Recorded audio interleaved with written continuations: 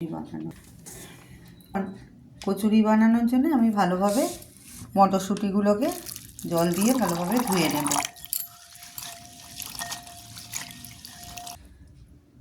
এবার আমি মটরশুঁটিগুলোকে মিক্সিং জারে দিয়ে ভালোভাবে পেস্ট করে নেব। সব মটরশুঁটিগুলোকে এর মধ্যে দিয়ে দিলাম। এর মধ্যে হাফ ইঞ্চি আদা দিলাম আর দুটো কাঁচা লঙ্কা দিলাম। এগুলোকে এবার একটু ভালো করে পেস্ট করে নেব। গরম ফ্রাইং প্যানের মধ্যে এবার এটাতে আমি সামান্য একটুখানি তেল দিলাম। এটার মধ্যে একটু হিং ফোড়ন দিলাম। হিংয়ের পরিমাণটা একটুখানি বেশি হলেই ভালো হয়, খেতে ভালো লাগবে। একটুখানি হিং ফোড়নে দিয়ে তারপরে আমি এই পেস্টটা এর মধ্যে দিয়ে দেবো। মটরশুঁটি পেস্টটা এর মধ্যে দিয়ে দেবো। এটার মধ্যে সামান্য নুন দিয়ে দিলাম।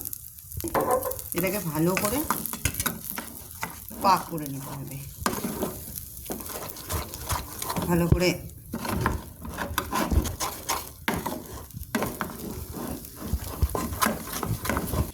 এর মধ্যে কয়েক দানা চিনি দিলাম টেস্টের জন্য। এবার এই যখন ছেড়ে ছেড়ে আসবে তার মানে পুরটা পুরো রেডি হয়ে গেছে। আমার পুরি রেডি হয়ে গেছে। এটাকে এবার আমি ঠান্ডা করে নেব।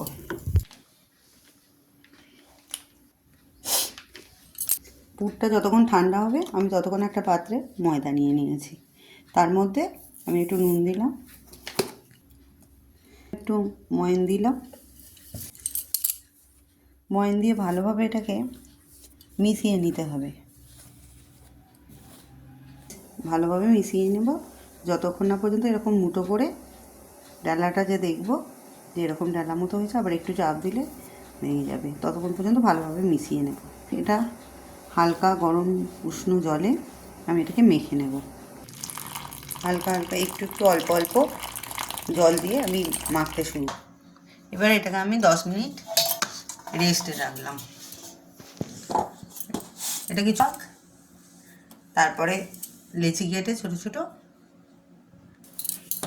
10 মিনিট পর আমি এটাকে সাইজে আমি কিছু লেচি কেটে নিলাম। খুব ছোটও হবে না এটা, আর খুব বড়ও করব না।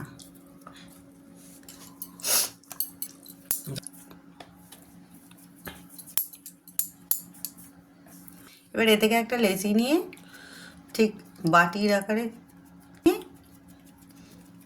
বাটির মতো করে এটার মধ্যে ঠিক এরকম করব, করে নিয়ে এর মধ্যে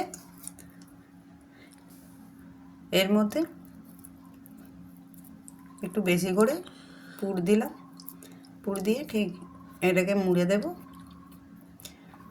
মুড়ে দিয়ে যেটা আসল জিনিস সেটা হচ্ছে এটাকে এরভাবে ঘুরিয়ে নিয়ে যাতে না এটা বেরিয়ে যায়, এই জন্য এইভাবে চ্যাপটা চ্যাপটা করে নেব। তাতে কি হবে, বেলার সময় একটুও পুর আমার বেরিয়ে যাবে না, কি পাশ দিয়ে বেরিয়ে যাবে না, এক সাইডে হয়ে যাবে না।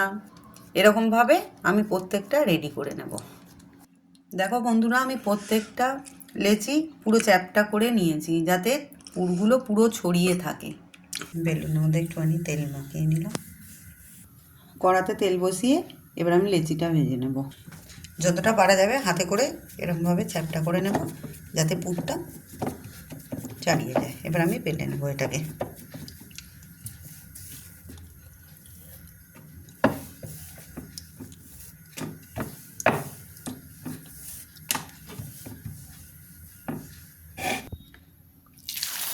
এবার আমি এটাকে ভেজে নেব।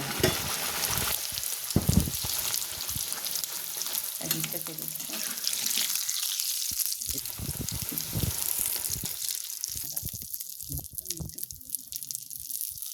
থেকে এক্সেস তেলটা ছেঁকে তুলে নিলাম। দেখুন বন্ধুরা কি সুন্দর ফুলেছে, দেখুন। তৈরি হয়ে গেল আমার কচুরি, সাথে আলুর দমের সাথে শীতের দিনে দারুণ মজাদার একটি খাবার।